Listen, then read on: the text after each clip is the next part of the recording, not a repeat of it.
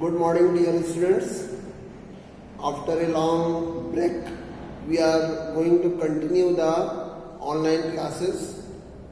It is observed that very few students are joining the even online classes. However, you must be knowing, as per the message sent to you, that offline classes are also arranged. And timing is 20 to 3:20. 3 hours offline classes are there. Even at the same time, online classes will continue. So very few students are joining the online classes, and again, very few students are joining the offline classes. So it is a reminder to you that in either of the way you can join the classes, but it is my request to you, rather it is very much required on your part that if the schools are opened and reopened and offline classes are arranged, you come and join the offline classes. That would be better for you. We are going to begin the third book, and third book is actually the third volume of our books syllabus.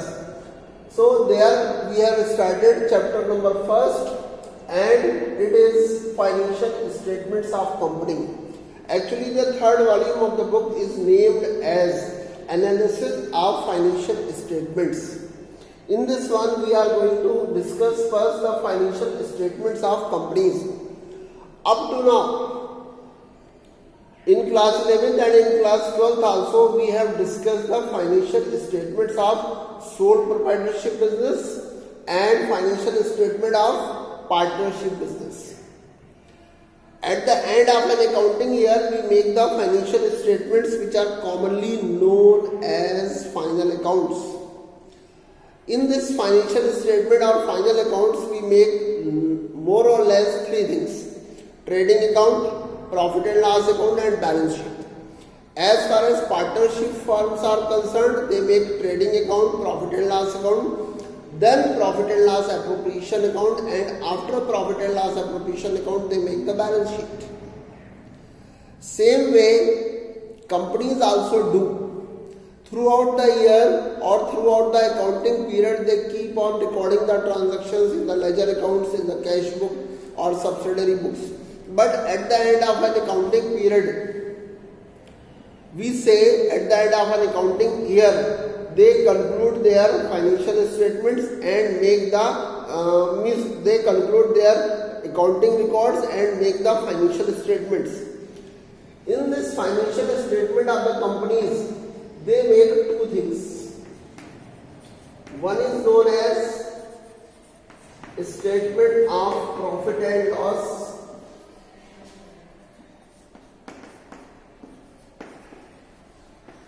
and second thing, balance sheet.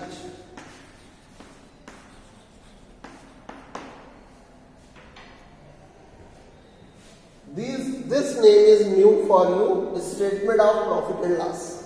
Actually, statement of profit and loss is going to be presented in statement form, and this is the compact form of trading account and profit and loss account. Whatever we show in trading account, like stock, like opening stock, closing stock, purchases and sales and direct expenses, as well as in profit and loss account, indirect expenses and various incomes, they are shown in compact form in the statement of profit and loss. And then once this is made, then only the balance sheet is made. Balance sheet of the company is made as well as this statement of profit and loss is made according to a certain format.